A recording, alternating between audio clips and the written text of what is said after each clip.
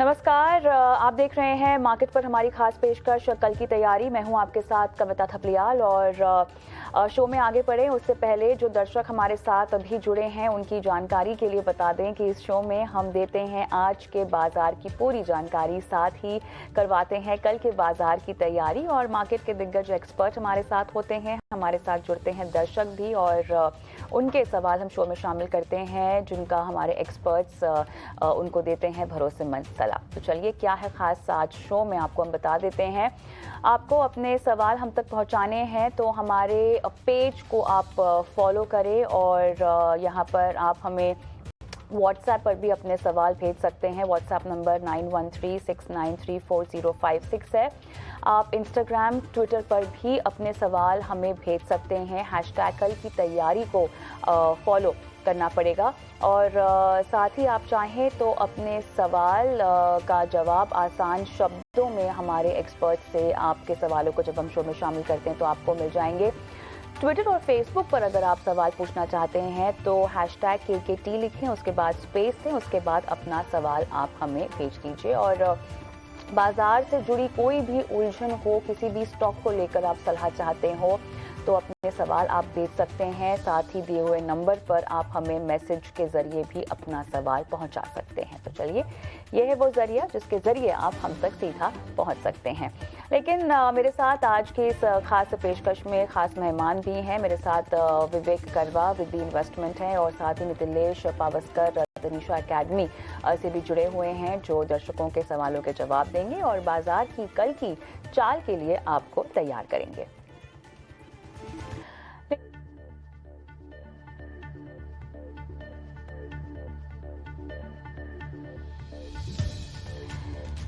चलिए तो दर्शकों के सवालों को हम शो में शामिल करें उससे पहले हमारे दोनों ही मेहमानों से जो है आज के बाजार की चाल पर हम बात कर लेते हैं। तो विवेक आपसे मैं पूछना चाहूंगी क्योंकि बाजार में हमने देखा कि पांचवें दिन भी तेजी पर ही आज के सत्र में क्लोजिंग हुई है। ऑटो और IT को अगर हम छोड़ दें तमाम सेक्टर्स में आज हमने खरीदारी का रुझान देखा है। कल के लिए किस तरह से बाजार की ब्रेथ आपको समझ में आ रही है? कविता देखिए, अभी तो मतलब ट्रेंड इज योर फ्रेंड बोलते हैं ना, उसी के साथ आपको रहना पड़ेगा। क्योंकि बाजार कुछ कुछ पॉकेट्स में सही में कॉस्टली लग रहा है, लेकिन जिस हिसाब से पैसा फ्लो हो रहा है अंदर, चाहे वो FIIs का हो या DIIs का हो, और जिस हिसाब से सेंटिमेंट है रिटेल इन्वेस्टर्स का, मतलब काफी जोरदार इंटरेस्ट है। लोग चला चला के आके कॉल करके पूछ रहे हैं कि हम लोग इन्वेस्ट करना चाहते हैं। तो ये सिचुएशन में बाजार मुझे लग रहा है कि 20,000 तक हम लोग एक बार देख सकते हैं। और उसके बाद में एक साइकोलॉजिकल, चाहे करेक्शन हो या साइकोलॉजिकल नंबर होगा 20,000, उधर एक करेक्शन देखने को मिलेगा क्या, वो वेट करके देखना पड़ेगा। आज सुबह ही मैंने इनफैक्ट फेसबुक वगैरह में डाला था ये कि बाजार जब तक करेक्शन नहीं देगा तब तक आपका, मतलब जब तक क्रैश नहीं देगा जब तक आपका पेशेंस क्रैश नहीं हो जाए। तो ये सिचुएशन आज से चल रही है। तो एज फंडामेंटल अगर मैं ज्यादा देखूं तो काफी रनअप हो चुका है और कॉस्टली लग रहा है मुझे। लेकिन हाँ, बस ट्रेंड के साथ ही बैठे हैं हम लोग भी अभी। मिथिलेश आप भी यही कहेंगे, trend is your friend? Mithilesh क्या आपको मेरी आवाज आ रही है? जी बताइए आप विवेक की बात से कितना इत्तेफाक रखते हैं, जो लेवल्स वो बता रहे हैं और जो विश्लेषण वो कर रहे हैं कि बाजार के ट्रेंड के लिहाज से ही बाजार की चाल दिखाई देगी और नियर टर्म में फिलहाल बाजार का ये मोमेंटम आपको कितना बनता हुआ दिखाई दे रहा है? जी, मैं विवेक सर को क्लोजली सुन रहा था क्योंकि उनका व्यू जो होता है कि वो काफी लॉन्ग टर्म व्यू लेके चलते हैं और काफी अच्छी पकड़ होती है। और उनके व्यू में भी मुझे थोड़ा सा कॉशियसनेस मुझे दिख रहा है इस लेवल के ऊपर, क्योंकि वैल्यूएशन भी काफी स्ट्रेच हो रही है और थोड़ा सा मोमेंटम भी काफी आ चुका है। लेकिन चीजें अभी अगर हम लोग देखेंगे तो वन वे मार्केट भाग रहा है और कुछ समझ नहीं आ रहा कि ये रैली कहाँ पे रुकेगी। तो मेरे हिसाब से जो भी रैली होगी उसको धीरे-धीरे करके आपको क्या करना पड़ेगा, प्रॉफिट बुकिंग की तरफ ध्यान देना पड़ेगा। जिसमें अभी आवरली चार्ट को देख रहा था, ट्रिपल टॉप का फॉर्मेशन है, साथ-साथ RSI का डाइवर्जेंस भी मुझे लग रहा है। तो शायद कल का जो दिन होगा वो मेक और ब्रेक लेवल होगा। अगर कल गैप ओपनिंग होता है तो थोड़ा-सा फिर से एक बाउंस एक सेलिंग साइड का हमें ट्रेड देखने को मिल सकता है, तो कॉशियस रहना चाहिए। मैंने भी मेरा कुछ पोजीशन जो है इंडेक्स के ऊपर शॉर्ट बनाना चालू कर दिया, क्योंकि ये लेवल मेरे हिसाब से मार्केट के लिए थोड़े से हायर वैल्यूएशन के साइड पे है, तो यहाँ पे सतर्क रहना चाहिए। बैंकिंग स्टॉक में कुछ भी पोजीशंस मिलता है तो डेफिनेटली वहां पे लेना चाहिए। मैं लास्ट शो में भी चीज कही थी, जब भी बैंक निफ्टी 44,800 45,000 इसके ऊपर जाएगा तो 700 से 800 पॉइंट का एक रैली देगा। तो अभी हमें इंडेक्स को छोड़ के अगर स्टॉक स्पेसिफिक देखेंगे तो बढ़िया रिटर्न्स वहां पे मिल सकते हैं। तो डेफिनेटली हमें क्या करना चाहिए, कॉशियस होकर अपनी पोजीशंस को लाइट करना चाहिए। नीचे अगर बाजार में करेक्शन आता है तो डेफिनेटली वहां पे पोजीशंस को ऐड कोई स्पेसिफिक पिक आप बताना चाहेंगे या शो में आगे बताएंगे अगर मैं बैंकिंग स्पेस में आपकी पिक्स मांगू तो? जी, मैं आगे बताना। ओके, चलिए अब लेते हैं दर्शकों के सवाल। और पहला सवाल आलोक का लूंगी मैं भोपाल से, और धानी के 125 शेयर लिए हैं और लगभग 68 रुपये 28 पैसे के भाव पर इन्होंने जो है वो खरीदारी कर रखी है। विवेक, आपके पास आऊँगी। धानी सर्विस का ये सवाल है इन्होंने जो भेजा हुआ है, और 68 रुपये 28 पैसे के भाव पर जो है इन्होंने खरीदारी की है। बताएं। देखिए, बताने के लिए कुछ भी नहीं है इसमें। अगर अगर मतलब फंडामेंटल्स आप अगर जाके देखो तो कोई किस बेसिस पे इसको ले। अब देखिए, बुल मार्केट में जनरली होता है, जब धानी अच्छी तरह ऊपर दौड़ रहा था तो काफी लोग बीच में अटक गए थे उसमें। और आज के दिन भी जो पिछला लॉस दिखाया था करीबन 200 करोड़ का, कंपनी खाली खाली 1900 करोड़ की कंपनी है।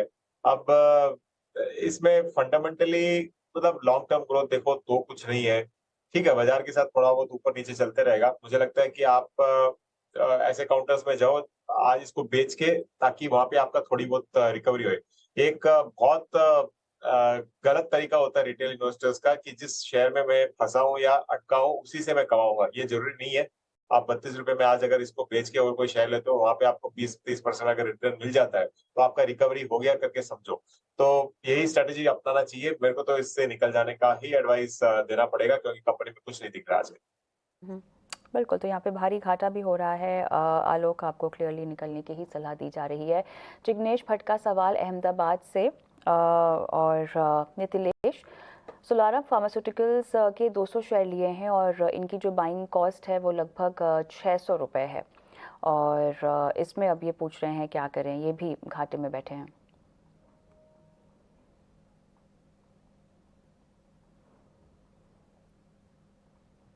स्टॉक में अभी के लिए अगर हम लोग देखेंगे वीकली चार्ट के ऊपर थोड़ा सा बेस फॉर्मेशन लग रहा है, लेकिन ऊपर से काफी करेक्ट हो चुका है स्टॉक। तो यहाँ पे मैं एक ही राय देना पसंद करूंगा कि 365 रुपीज का एक स्ट्रिक्टली स्टॉप लॉस मेंटेन करें। जब तक ये काउंटर 420 रुपए के ऊपर ट्रेड नहीं करता है तब तक मेरे हिसाब से मोमेंटम नहीं आने वाला है। तो 365 रुपीज का स्ट्रिक्टली स्टॉप लॉस मेंटेन करें। और एक चीज और मैं कहना चाहूंगा कि ये मार्केट में घोड़े के साथ गधे भी दौड़ रहे हैं। आपको बस अभी समझना पड़ेगा कि आपने गधा पाला है या फिर घोड़ा पाला है। ऐसा ना हो जाए जो लास्ट प्रीवियस जो स्टॉक के बारे में डिस्कशन कर रहे थे वो 450 रुपए से वो अभी वो 32-35 रुपीज के आसपास ट्रेड कर रहा है। तो कॉशियस होना भी चाहिए, स्टॉक्स स्पेसिफिक रहना चाहिए। तो थोड़ा सा आपको समझ के इन्वेस्ट करना पड़ेगा किसी भी स्टॉक। ये बिल्कुल सही आपने बात कही कि बाजार के इस मोमेंटम में गधे और घोड़े सब एक साथ दौड़ रहे हैं, और इसीलिए बहुत सोच समझकर जो है आपको पैसे लगाने चाहिए और बहुत सोच समझकर आपको जो है स्टॉक में से या निवेश में से निकलना भी चाहिए। बहरहाल जिग्नेश के लिए ये सलाह आती हुई आर.के. शाह का सवाल, विवेक आपके पास, गुजरात अंबुजा के 200 शेयर लिए हैं इन्होंने। इनकी जो बाइंग प्राइस है वो 254 है, और राइट, इनका नज़रिया शॉर्ट टर्म का ही है। तो बताएं। देखिए, गुजरात अंबुजा एक्सपोर्ट्स किया, गुजरात अंबुजा सीमेंट समझा मैं, सॉरी। देखिए, गुजरात अंबुजा एक्सपोर्ट्स एक्चुअली ये जो पाम ऑयल वगैरह का इशू हुआ था उसके बाद में एक स्टेबलाइजेशन स्टॉक में देखने को मिला है। वैल्यूएशन वाइज अगर आप देखो तो काफी मुझे लगता है कि यहाँ से रीजनेबल है, आपको होल्ड करना चाहिए इसको। और आगे चल के मतलब अब इस क्वार्टर का रिजल्ट देखना होगा। पिछले क्वार्टर तो ठीक ठाक रिजल्ट था, करीबन 33% प्रॉफिट आफ्टर टैक्स इसका डाउन था। वो कारण हम सबको मालूम है, ऑयल प्राइसेस वगैरह में क्या हो रहा था। लेकिन हाँ, जो कंपनी अपनी इक्विटी पे जो कमाती है वो करीबन 17% है। तो उस बेसिस पे मुझे लग रहा है कि वैल्यूएशन थोड़ा ठीक ठाक है इसका, इसको होल्ड करना चाहिए। टारगेट आप समझ सकते हो इसका 270 तक ही जा सकता पॉसिबिलिटी है। राइट, 270 तक भी जा सकता है, ये पॉसिबिलिटी आप जता रहे हैं। अमित जैन का सवाल आगरा से, पीएनबी में इन्होंने नीतिलेश खरीदारी कर रखी है और इनकी जो बाइंग प्राइस है वो 32.75 मुझे दिखाई दे रही है। तो फिलहाल तो ये प्रॉफिट में है, लेकिन क्या कहेंगे, हम इससे पहले भी बैंकिंग स्टॉक्स की चर्चा कर रहे थे, आपने कहा था कि बाद में के लिए रखा है, तो पीएनबी में इनको मुनाफा क्या और होने की गुंजाइश है कि फिलहाल ये जितना मुनाफे में है वो बांध के निकल जाए, या पार्ट प्रॉफिट भी बुक कर सकते हैं? डेफिनेटली पीएनबी मुझे काफी अट्रैक्टिव लग रहा है और मेरे हिसाब से मैंने ये क्लाइंट्स को 90 रुपीज प्लस के टारगेट सजेस्ट किए, लेकिन अगर आपको अच्छा खासा मुनाफा हो रहा है और डर लग रहा है तो 50% क्वांटिटी यहाँ पे बुक करके आप 50 रुपीज का ट्रेलिंग स्टॉप लॉस लगा सकते हैं। क्योंकि अगर इसका मैं मंथली चार्ट को देख रहा हूँ तो कंटिन्यूअसली एक रेजिस्टेंस फेस कर रहा था मार्केट 58 से लेके 60, उस जोन को क्लियरली मार्केट ने क्या किया है, ब्रेक किया है। तो आपके ऊपर थोड़ा-सा व्यू है, मेरा व्यू पॉजिटिव है, लेकिन लॉन्ग टर्म का कॉल है। मेरा भी क्लाइंट्स को 37 रुपीज के आसपास का बाय है। हम लोग 90 रुपीज के टारगेट के लिए होल्ड करके बीच-बीच में थोड़ा-थोड़ा क्वांटिटी को बुक करते जाइए और स्टॉप लॉस को ट्रेल करके 50 रुपीज के आसपास लेके आइए। ऑलराइट, चलिए अमित जैन के लिए ये सलाह। आगे विस्तार से हम बात करेंगे इस पर, लेकिन कल के बाजार के लिए अहम ट्रिगर्स क्या है ये भी जान लेते हैं। हमारे सहयोगी वामाक्षी हमारे साथ जुड़ी हैं। वामाक्षी, बताएं कल बाजार की नज़र कहाँ होगी? जी बिल्कुल, शुरुआत करते हैं हम कुछ इंपॉर्टेंट ग्लोबल क्यूज़ के साथ। तो कल हमारी नज़र होगी यूएस से आने वाले इनिशियल जॉबलेस क्लेम्स पर। इसके अलावा अगर हम देखें तो ग्लोबल अर्निंग्स के लिहाज से जॉनसन एंड जॉनसन और फिलिप मॉरिस, ये दोनों ही दिग्गज कंपनी हमारे रेडार पर रहेंगे। निफ्टी कंपनीज़ में से हिंदुस्तान यूनिलीवर और इन्फोसिस के कल नंबर्स एक्सपेक्टेड है और इसी के चलते ये दोनों स्टॉक्स आपके रेडार पर ज़रूर होने चाहिए। इसके अलावा अगर हम देखें तो Persistent Systems, Mphasis, Coforge, United Spirits, Dalmia Bharat, India Mart, Havells और यूनियन बैंक ऑफ इंडिया जैसे दिग्गज नाम भी फोकस में रहेंगे कि ये कंपनीज के नंबर्स भी कल आने वाले हैं। एजीएम होने वाली है एसीसी अंबुजा सीमेंट की और इसी के चलते ये दोनों स्टॉक्स हमारे रेडार पर रहेंगे। इसके अलावा कॉर्पोरेट फ्रंट पर अगर हम देखें तो यहाँ पर भी काफ़ी एक्शन हो रहा है। रिलायंस इंडस्ट्रीज़ की स्पिन ऑफ डेट है और कल एक स्पेशल प्री ओपन सेशन होगा रिलायंस में, क्योंकि जियो फाइनेंशियल टेम्पररी निफ्टी 50 टिकट इन्हें मिलेगी। इंडसइंड बैंक की अगर हम बात करें तो फंड रेजिंग को लेकर बोर्ड की बैठक होने जा रही है, इसी के चलते ये स्टॉक फोकस में रहेगा। और आखिर में इंडिया मार्ट, इंटरमेश, ये स्टॉक हमारे रेडार पर रहेगा क्योंकि बोर्ड की बैठक होने जा रही है बायबैक को लेकर। तो लार्जली ये थे सारे इंपॉर्टेंट इवेंट्स जो आपके रेडार पर होने चाहिए कल के ट्रेडिंग सेशन के लिए। शुक्रिया वामाक्षी, इन पर नज़र रहेगी कल। लेकिन इसके साथ साथ कल HUL के पहली तिमाही के नतीजे भी आने वाले हैं और नतीजों को लेकर अनुमान पेश कर रही हैं हमारी सहयोगी विनी मोतीवाला। विनी, बताएं HUL के अहम नतीजे आप ट्रैक करती हैं, बताएं क्या अनुमान है? तो HUL के एटम के नंबर्स जो मेनली देखें तो रेवेन्यू ग्रोथ एक्सपेक्टेड है 8% पे, प्रॉफिट ग्रोथ 14% पे और EBITDA मार्जिन में 80 बेसिस पॉइंट की एक्सपेंशन है। नाउ ब्रेकअप देखते हैं नंबर्स का। वॉल्यूम ग्रोथ एक्सपेक्टेड है 5% पे, तो ये टाइम दिख रहा है कि ज़्यादा वॉल्यूम ग्रोथ सपोर्ट होगा देन प्राइसिंग लेड ग्रोथ जो कंपनी देख रही थी काफ़ी सारी क्वार्टर्स से, लास्ट कपल ऑफ क्वार्टर्स से। तो येस, मे बी ये टाइम अराउंड ज़्यादा वॉल्यूम लेड ग्रोथ होगी। मार्जिन की बात करें तो इंप्रूवमेंट हो रही है क्योंकि क्या हुआ है, पाम ऑयल प्राइसेस रिड्यूस हुआ है, PFAD प्राइसेस में रिडक्शन हुई है, कंपनी ने कैलिब्रेटेड प्राइस हाइक्स लिए HFD सेगमेंट में भी। तो यस, इनकी वजह से मार्जिन्स में थोड़ी सपोर्ट रह रही है। पर यस, जो रॉयल्टी का जो नंबर था वो थोड़ा हाई हो चुका है, तो इसीलिए सिर्फ 80 बेसिस पॉइंट की एक्सपेंशन एक्सपेक्ट कर रहे हैं। उसके अलावा मॉडेस्ट ग्रोथ एक्सपेक्टेड है ब्यूटी, पर्सनल केयर सेगमेंट में और होम केयर सेगमेंट में भी। और सोप्स और लॉन्ड्री में देखें तो कंपनी ने प्राइस हाइक्स भी ली थी, तो मॉडेस्ट ग्रोथ एक्सपेक्टेड है होम केयर और ब्यूटी पर्सनल केयर सेगमेंट में। HFD सेगमेंट में मे भी थोड़ी चैलेंज रहेगी क्योंकि मिल्क इन्फ्लेशन अभी भी चल रहा है। मेन फैक्टर्स जो वॉच आउट करेंगे तो कमेंट्री क्या आ रही है नए CEO से, जो रोहित चौहान ने टेक ओवर किया हुआ है, तो यहाँ पे मेन कमेंट्री क्या है उनसे, स्ट्रैटेजी क्या है उनकी आगे जाते हुए कंपनी के लिए, ये एक इंपॉर्टेंट फैक्टर है। उसके अलावा डिमांड आउटलुक क्या है, मार्जिन आउटलुक क्या है, रूरल रिकवरी कैसे हो रही है वर्सेस अर्बन रिकवरी, और ट्रैक्शन क्या है न्यूट्रिशन बिजनेस में, ये की फैक्टर्स है वॉच आउट करने के लिए। शुक्रिया विनी नतीजों का अनुमान बताने के लिए। और चलिए विवेक से मैं जुड़ूंगी। विवेक, आपका अनुमान क्या कहता है नए वित्त वर्ष की पहले तिमाही में फ्रैगमेंटेड ग्रोथ, लेकिन ओवरऑल नतीजे यहाँ पर थोड़े से उम्मीद से कम रहेंगे? उम्मीद से कम रहने का ही लग रहा है कविता, क्योंकि देखिए एक तो जो इन्फ्लेशन से इसका ये कंपनी सारी जूझ रही है, उसकी दिक्कत काफी होके रखा है पूरे एफएमसीजी सेक्टर पे। और अब तक इन्फ्लेशन कम होने का नाम नहीं लिया है। मतलब on the face of it CPI और डब्ल्यूपीआई हम लोग देख रहे हैं कि थोड़ा बहुत स्टेबल हुआ है, लेकिन इन कंपनीज को लास्ट क्वार्टर ये सारी दिक्कतों से झेलना आगे बढ़ना पड़ा था। तो मुझे लगता है कि अगर उम्मीद से और भी थोड़े कम आए, अगर रिजल्ट खराब आए, तो ये एफएमसीजी में एक ओवरऑल करेक्शन देखने को मिल सकता है। क्योंकि 2600 करोड़ अगर हम लोग एक्सपेक्टेशन है मुनाफे का, और करीबन 6.5 लाख करोड़ का मार्केट कैप, तो वो वैल्यूएशन जस्टिफाई नहीं करता। तो actual definitely on the costlier side है। बहुत ही एक्सपेक्टेशन अबव आया तो स्टॉक स्टेबलाइज रहेगा, और एक्सपेक्टेशन है उसके नीचे थोड़ा आया तो एक थोड़ा सा करेक्शन देखने को मिल सकता है। चलिए, तो ये है आपकी राय एचयूएल के नतीजों पर, अनुमान पर। लेकिन शो को आगे बढ़ाते हैं और वक्त हो गया है वीआईपी शेयर का।